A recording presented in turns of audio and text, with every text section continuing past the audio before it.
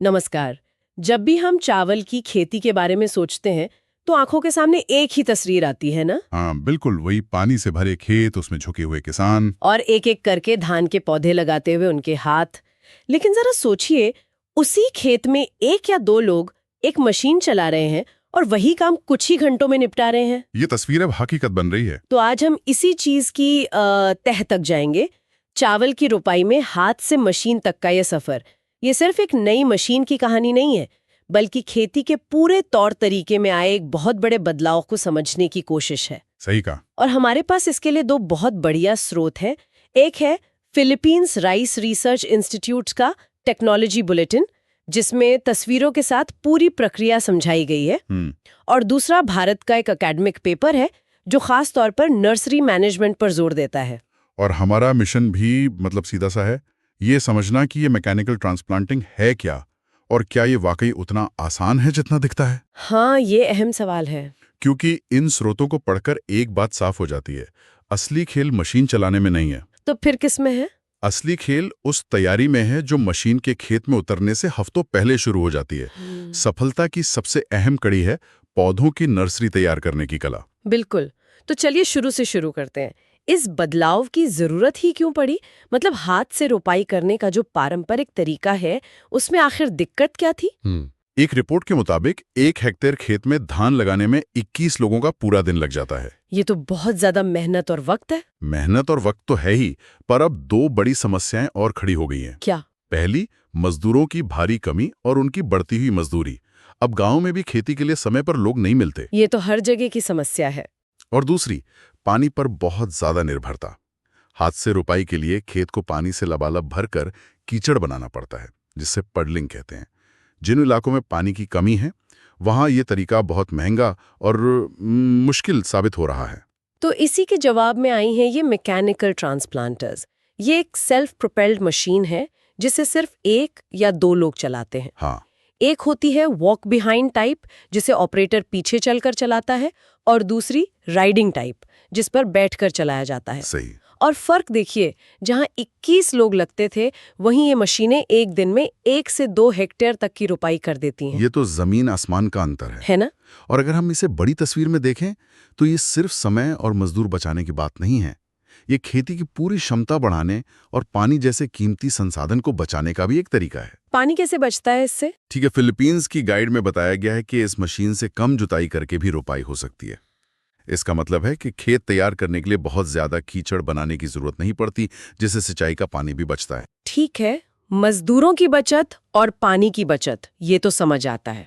लेकिन कमाल की बात तो ये है कि दोनों स्रोत ये दावा करते हैं कि इससे पैदावार भी बढ़ती है। हाँ, लगभग 0.3 से 1 टन प्रति हेक्टेयर तक। ये कैसे मुमकिन है? क्या मशीन इंसान से बेहतर रोपाई कर सकती है? ये सवाल बहुत अच्छा है, और इसका जवाब है हाँ।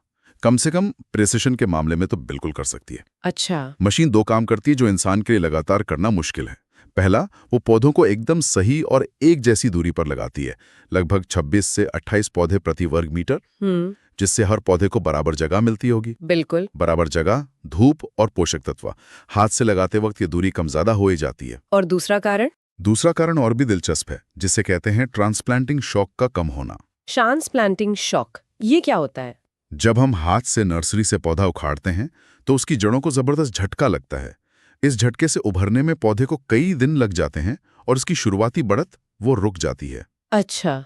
लेकिन मशीन पौधे को मिट्टी की पूरी चटाई के साथ उठाती है, जिससे जड़ों को लगभग कोई नुकसान नहीं होता। रुकिए, मतलब आप कह रही हैं कि एक छोटे से पौधे को नर्सरी से कितनी नरमी से उठाया गया है, इस बात से 1 टन प्रति हेक्टेयर तक के पैदावार का फर्क पड़ सकता है? हाँ, ये बहुत ही संवेदनशील प्रक्रिया है। ये तो कमाल है। बिल्कुल, ये फर्क बहुत बड़ा है, क्योंकि जिस पौधे को झटका नहीं लगता, वो खेत में लगते ही तेजी से और एक साथ बढ़ना शुरू कर देता है। फसल एक जैसी होती है और जल्दी तैयार होती है। और किसानों के लिए शारीरिक तनाव और थकान कम होती है, सो अलग। हाँ, वो तो है ही। जब मजदूरी का खर्च घटता है तो सीधा सीधा मुनाफा बढ़ता है। ठीक है, ये तो लगभग किसी जादुई मशीन जैसा लग रहा है। ज्यादा पैदावार, कम मेहनत, पानी की बचत। अगर ये इतना ही कमाल का है, तो फिर हर किसान इसका इस्तेमाल क्यों नहीं कर रहा? इन रिपोर्ट्स में जरूर कुछ बड़ी अड़चनें भी बताई होंगी, है ना? हाँ, और यही इस कहानी का दूसरा पहलू है। क्या है वो? सबसे पहली और सीधी चुनौती है मशीन की कीमत। इसका शुरुआती निवेश और फिर रख रखाव का खर्च छोटा नहीं है। ये तो होता ही है नई तकनीक के साथ।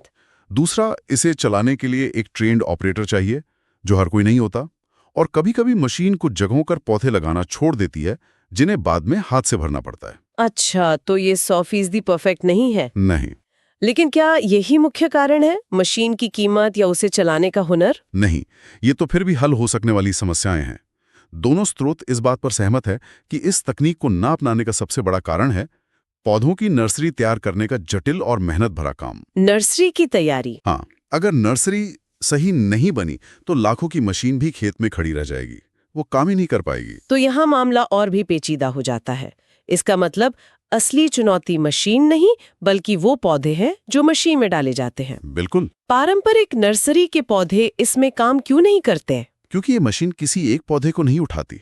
ये पौधों की एक पूरी चटाई या मैट को उठाती है और उसे खेत में लगाती है। एक चटाई को? हाँ, इसके लिए खास तरीके से नर्सरी तैयार करनी पड़ती है, जिसे डपोक विधि कहते हैं। और यही इस पूरी प्रक्रिया का दिल है। डपोक विधि, ये क्या है? मैंने ये नाम पहले नहीं सुना। इसमें पौधों को मिट्टी पर नहीं, बल्कि मिट्टी की एक बहुत पतली परत पर उगाया जाता है। अच्छा।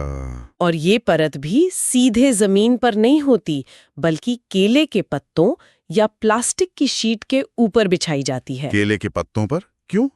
मकसद ये है कि पौधों की जड़ें जमीन में नीचे न जाएं, बल्कि आपस में ही उलझकर एक घनी और मजबूत चटाई बना लें। ओ, समझी। रुपाई के समय इसी चटाई को केक की तरह टुकड़ों में काटा जाता है और मशीन में फीड किया जाता है। वाह, मतलब आप पहले पौधों की एक कालीन तैयार करते हैं और फिर उसे खेत में बिछाते हैं। इस तरीके के क्या फायदे हैं? फायदे बहुत बड़े हैं। पहला, जगह की जबरदस्त बचत।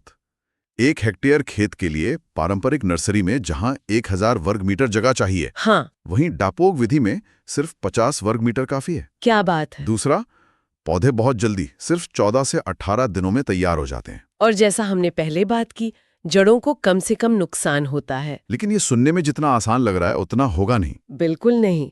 इसे तैयार करना एक कला है। ये एक बहुत नाजुक केक बनाने जैसा है। अगर मिट्टी का मिश्रण सही नहीं है या नमी थोड़ी भी कम ज्यादा हो गई तो पूरी की पूरी मैट बिखर जाएगी। और फिर मशीन उसे उठा ही नहीं पाएगी। एग्जैक्टली। इसमें पहले से अंकुरित बीजों का इस्तेमाल होता है। मिट्टी को एक खास लोहे के फ्रेम में भरा जाता है ताकि मैट की मोटाई एक जैसी रहे, और पानी का प्रबंधन भी बहुत ध्यान से करना पड़ता है। तो ये जो नर्सरी तैयार करने की जटिलता है, इसी वजह से किसान इससे कतराते हैं। हाँ, ये एक मुख्य कारण है। तो क्या इसे आसान बनाने के लिए कोई नए तरीके नहीं आए? बिल्कुल आए हैं, और यही दिखाता है कि कृषि में कैसे लगातार सुधार होता रहता है। फिलीपींस की गाइड में मॉडिफाइड मैट टाइप नर्सरी का जिक्र है। उसमें क्या अलग है? इसमें सिर्फ मिट्टी नहीं, बल्कि मिट्टी, गोबर की खाद और जली हुई धान की भूसी का एक खास मिश्रण इस्तेमाल होता है। अच्छा। इसका सबसे बड़ा फायदा यह है कि इसे खेत में नहीं बल्कि घर के पास किसी पक्की जमीन पर भी तैयार किया जा सकता है। ओह, तो इससे देखभाल करना बहुत आसान हो जाता होगा। हाँ, बहुत आसान। और भारतीय पेपर में प्लास्टिक ट्रे इस्तेमाल करने की बात भी कही गई है। वो क्या है? वो इसका और भी व्यवस्थित वर्जन है। इसमें मिट्टी का मिश्रण खास तौर पर बनी प्लास्टिक ट्रे में भरा जाता है।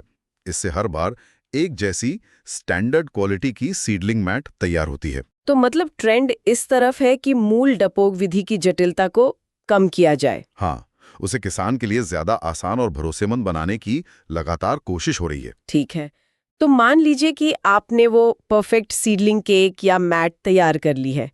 अब आगे क्या? उसे खेत तक ले जाने और लगाने में भी जरूर कुछ खास बातों का ध्यान रखना पड़ता होगा। हाँ, अंतिम चरण भी उतने ही जरूरी हैं। सबसे पहले तो खेत की तैयारी। खेत एकदम समतल होना चाहिए। उसमें कीचड़ तो चाहिए, लेकिन बहुत गहरा नहीं। सबसे जरूरी बात, कीचड़ के नीचे की जमीन इतनी मजबूत होनी चाहिए कि मशीन का वजन सह सके, उसमें धंसे नहीं। इसको जांचने का भी कोई तरीका है? हाँ, सोत में एक बड़ा मजेदार और प्रैक्टिकल तरीका बताया गया है, we mark test. We mark test? हाँ, आप गीली मिट्टी में एक छड़ी से अंग्रेजी का वी अक्षर बनाइए। अगर वो वी अपना आकार बनाए रखता है, धंसता नहीं है, तो समझ लीजिए कि खेत मशीन के लिए तैयार है। ये तो बड़ा आसान तरीका है ना? और रोपाई के वक्त खेत में बस 1 सेंटीमीटर पानी होना चाहिए। इसके बाद मैट को मशीन पर लोड किया जाता है और रुपाई शुरू हो जाती है। तो अगर आज की इस पूरी चर्चा को समेटें तो क्या कहेंगे ये साफ है कि मैकेनिकल ट्रांसप्लांटिंग में खेती को बदलने की जबरदस्त ताकत है। ये मेहनत, समय और पैसा सब बचा सकती है। बिल्कुल। लेकिन ये कोई प्लग एंड प्ले समाधान नहीं है कि मशीन खरीदी और काम शुरू कर दिया। बिल्कुल नहीं। बड़ी तस्वीर ये है कि यहाँ सिर्फ एक मशीन हाथों की जगह नहीं ले रही है, यहाँ मेहनत की जगह तकनीक ले रही है और ताकत की जगह सटीकता ले रही है। आपने सही कहा, किसान का रोल बदल रहा है। अब चुनौती सिर्फ शारीरिक सहन शक्ति की नहीं बल्कि तकनीकी प्रिसीजन की है। किसान अब सिर्फ एक खेतीहर नहीं रहा है। और इसी के साथ हम एक जरूरी सवाल भी छोड़ जाते हैं। ये स्रोत टेक्नोलॉजी और अर्थशास्त्र पर तो बात करते हैं, लेकिन इस बदलाव का सामाजिक असर क्या होगा? ये सोचने वाली बात है। जैसे जैसे मशीनें मौसमी मजदूरों की जरूरत कम करती जाएंगी, तो उन ग्रामीण समुदायों का क्या होगा जिनकी अर्थव्यवस्था पीढ़ियों से इसी काम पर टिकी हुई है? क्या उनके लिए नए अवसर पैदा होंगे या नई चुनौतियां? ये कैसा सवाल है जो सोचने पर मजबूर करता है।